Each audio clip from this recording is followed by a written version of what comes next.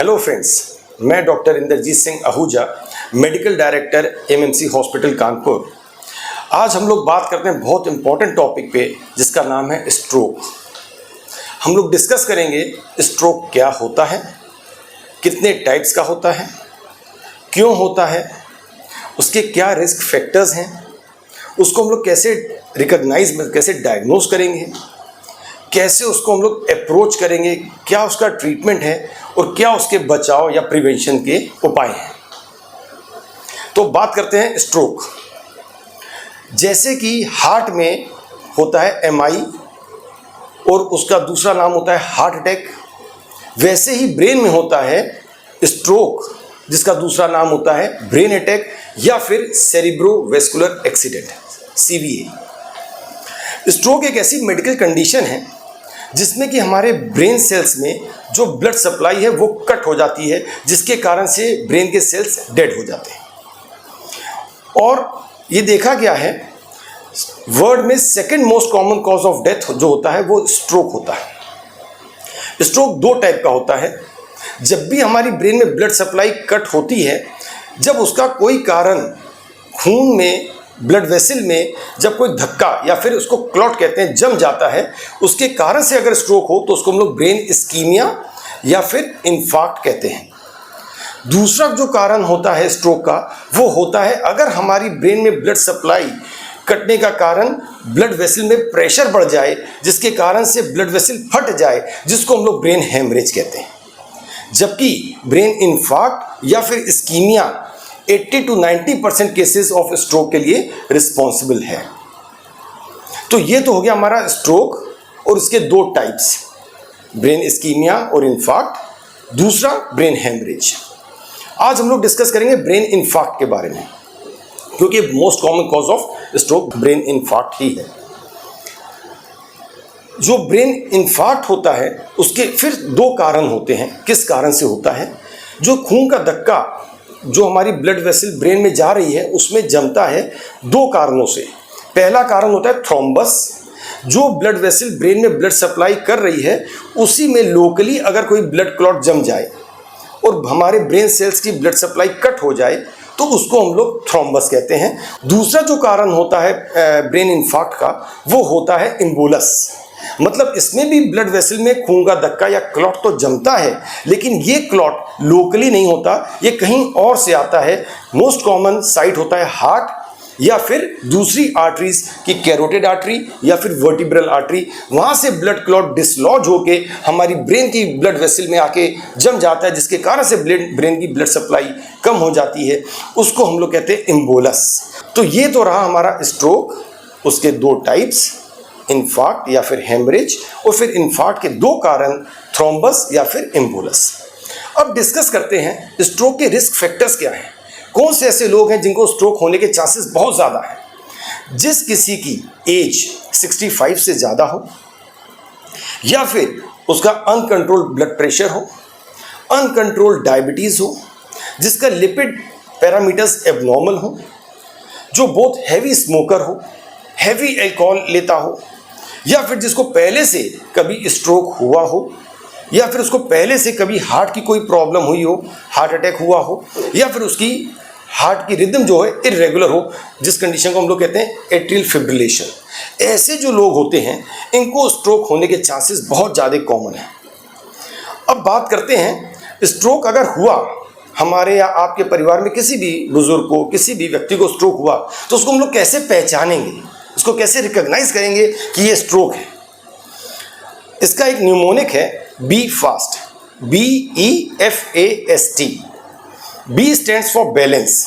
अगर हम किसी व्यक्ति को कहें चलो, चलने के लिए बोलें, अगर उसको चलने में बैलेंस में डिस्टर्बेंस हो, B stands for balance. Balance अगर उसका बिगड़े तो उसका मतलब प्रॉब्लम है। E stands for eye problem. Eye में अगर देखने में कुछ अचानक से धुंधलापन दिखने लग जाए, दो दिखने लग जाए, या फिर ब्लरिंग ऑफ विजन होने लग जाए, तो उसका मतलब कोई आई की प्रॉब्लम है, स्ट्रोक हो सकता है। तीसरा एफ स्टैंड्स फॉर फेस।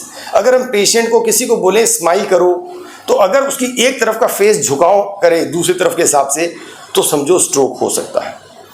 फिर होता है a FAST. A stands for arm. अगर हम पेशेंट को बोले दोनों हाथ ऊपर उठाओ, जो स्ट्रोक वाला हाथ होगा वो ज़्यादा ऊपर नहीं उठ पाएगा as compare to normal hand, तो उसका मतलब एक तरफ की वीकनेस है। उसके बाद आता है एस, बोलने में speech. S stands for speech. अगर पेशेंट को कुछ बोलने के लिए बोले, कोई सेंटेंस या फिर अपना नाम, उसमें स्लरिंग ऑफ स्पीच आएगी, मतलब लड़खड़ाहट आएगी बोलने में। अगर ऐसे कोई सिम्टम्स हैं, और टी जो लास्ट होता है T, it stands for time to call for emergency. अगर आपके पास BEFAS जैसे कोई भी सिम्टम्स किसी को दिखें तो समझो ये स्ट्रोक है। और अगर स्ट्रोक है, इस समय आपको time to call for emergency, मतलब आपको तुरंत इमरजेंसी या किसी आसपास के किसी टर्शियरी हॉस्पिटल में जाना है। स्ट्रोक ऐसी चीज़ है कि आप कोई छोटे मोटे हॉस्पिटल में या प्राइमरी केयर सेटअप में इलाज नहीं करा सकते हैं। आपको किसी टर्शियरी केयर हॉस्पिटल में, जहाँ पर पूरी फैसिलिटीज़ हो, वहाँ पर इलाज कराना चाहिए। तो ये तो हो गया आपका रिकॉग्निशन। अब आई बात हम लोग की। अगर हमारे पास पेशेंट हॉस्पिटल में स्ट्रोक का आप लेकर आए तो हम लोग क्या करते हैं? सबसे पहले हम लोग पेशेंट की प्रॉपर हिस्ट्री लेते हैं। पेशेंट की एज क्या है, पेशेंट को पहले से कोई शुगर या ब्लड प्रेशर या कोलेस्ट्रॉल की कोई प्रॉब्लम, या फिर पहले से कोई मेडिकेशन चल रही हो हार्ट की प्रॉब्लम की, या फिर स्ट्रोक पहले कभी हो चुका हो, तो इस टाइप की पूरी हिस्ट्री हम, या फिर कोई एडिक्शन की हिस्ट्री हो, पेशेंट स्मोकर हो, एल्कोहलिक हो, पूरी हम लोग पहले हिस्ट्री गैदर कर लेते हैं 2 मिनट के अंदर पेशेंट से। अगर कॉन्शियस है, नहीं तो उसके साथ जो परिवार वाले आए उनसे हिस्ट्री पूरी गैदर करते हैं। उसके बाद हम लोग पेशेंट का क्लिनिकल एग्जामिनेशन करते हैं। क्लिनिकल एग्जामिनेशन देखते हैं किस तरफ की वीकनेस है, एक तरफ की है कि दोनों तरफ की है, सिर्फ मोटर वीकनेस है मतलब मसल्स की वीकनेस है कि सेंसरी वीकनेस भी है, वीकनेस के साथ कोई फेस में कोई इन्वॉल्वमेंट है कि नहीं है, यूरिन में कोई प्रॉब्लम है कि नहीं है। इस टाइप की तमाम चीज़ें होती हैं जो हम लोग 1-2 मिनट के अंदर सब एग्जामिन कर लेते हैं। जब हम लोग हिस्ट्री और क्लिनिकल एग्जामिनेशन कर लेते हैं तो 70 to 80% डायग्नोसिस हम लोग को कंफर्म हो जाती है किस पार्ट ऑफ ब्रेन में प्रॉब्लम हुई है और कौन सी ब्लड वेसल है जिसमें आपको खून का धक्का जमा है या ब्लीडिंग हुई है, जिसके कारण से पेशेंट हमारे पास आया। 70-80% तो हम लोग हिस्ट्री और क्लिनिकल एग्जामिनेशन से कंफर्म कर लेते हैं। लेकिन इसको 100% डायग्नोसिस करने के लिए हमारे पास मोडेलिटीज़ हैं, CT स्कैन या फिर MRI। इनसे हम लोग प्रॉपर देख सकते हैं कि पेशेंट को क्या इन्फार्क्ट हुआ है या हेमरेज हुआ है, और अगर हुआ है तो किस जगह का हुआ है और कितना हुआ है, छोटा इन्फार्क्ट है कि बड़ा इन्फार्क्ट, ये क्वांटिफाई करने के लिए हम लोग को इन्वेस्टिगेशन की ज़रूरत पड़ती है। अब बात करते हैं CT स्कैन या फिर MRI। कई बार हम लोग CT स्कैन पेशेंट का करा देते हैं जस्ट बिकॉज एक तो बहुत जल्दी हो जाता है, दूसरी थोड़ा सा चीप होता है। लेकिन जो बेस्ट मोडेलिटी है वो MRI है, more specific, more sensitive as compare to CT scan. क्यों?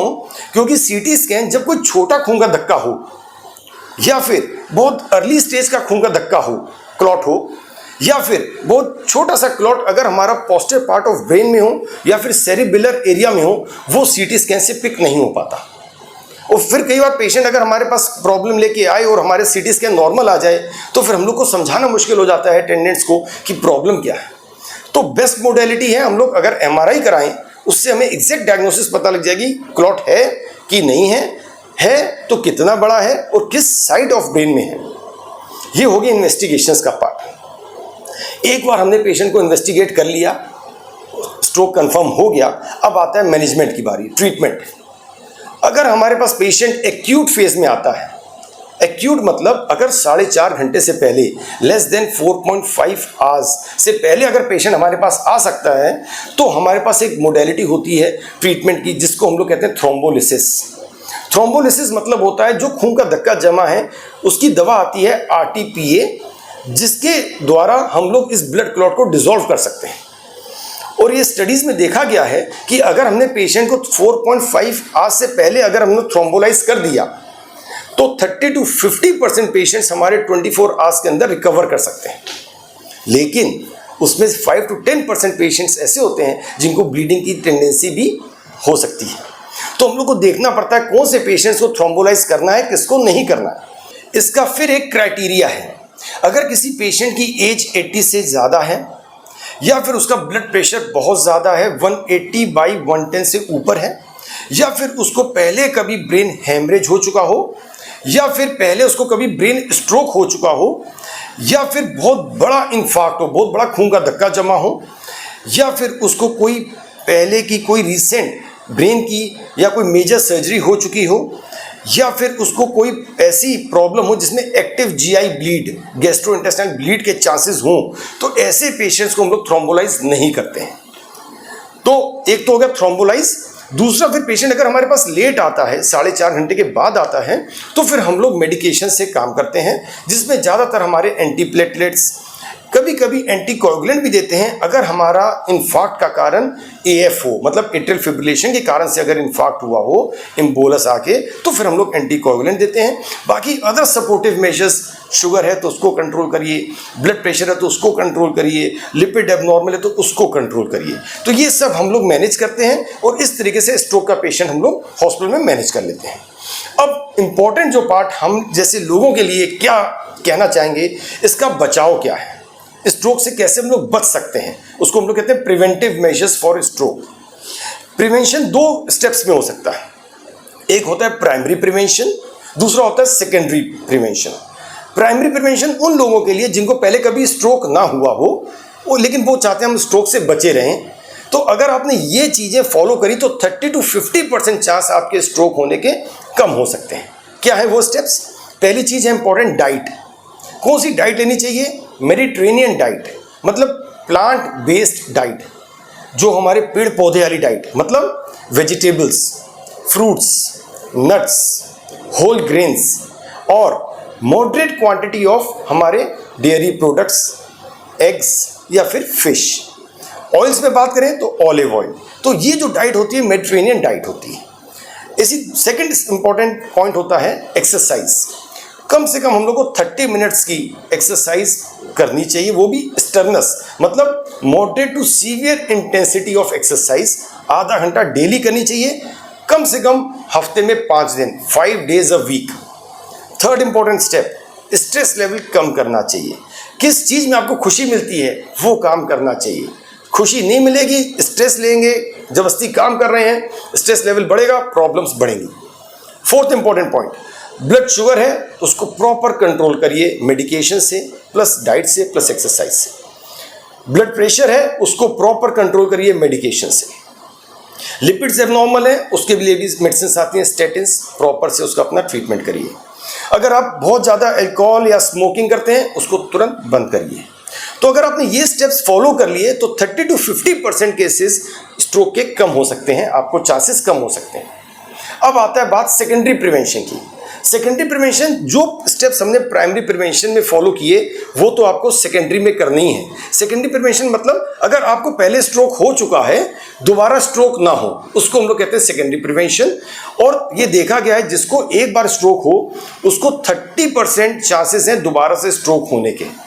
तो अगर आपने जो प्राइमरी प्रिवेंशन के आपने स्टेप्स फॉलो किए, प्लस साथ में आपने स्ट्रोक की जो मेडिसिन होती है एंटीप्लेटलेट, इधर क्लोपिडोग्रिल या फिर एस्प्रिन कंटिन्यू करी और रेगुलर अपने डॉक्टर को फॉलो अप किया, तो आपका जो सेकंड अटैक स्ट्रोक का है वो आपका 30% कम होने के चांसेस हो जाते हैं। सो ये सब था हमारा स्ट्रोक, जिसके बारे में हमने आपको बताया क्या उसकी डेफिनेशन है, क्या उसके रिस्क फैक्टर्स हैं, कैसे उसको हम लोग डायग्नोज कर सकते हैं, कैसे उसको हम लोग इन्वेस्टिगेट करते हैं, कैसे उसको हम लोग मैनेज करते हैं और क्या उसके प्रिवेंटिव मेजर्स हैं। Thank you.